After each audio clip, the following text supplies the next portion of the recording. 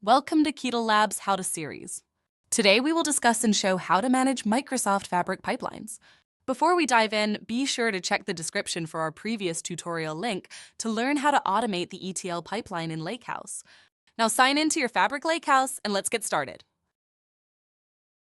First, in the pipeline window, click Save to store the current configuration.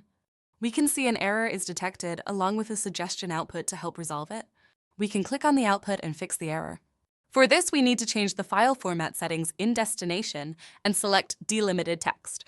After confirming the error is fixed, close the window and click Save again. Then, click Validate to confirm all configurations are correct. Once validation confirms the setup, select Run to initiate execution and wait for the output status. Before this, switch to the Monitor tab to observe the pipeline's progress and check for any real-time activity errors or warnings.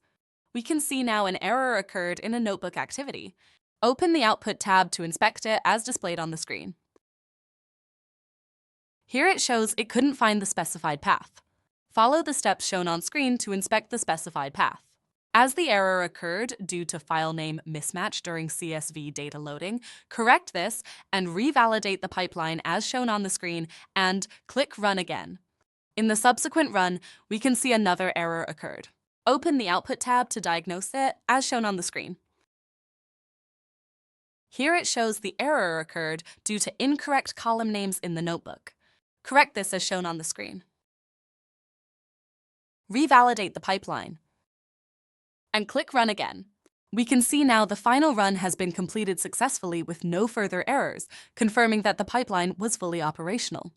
Stay tuned for more tutorials on Fabric. Thanks for watching!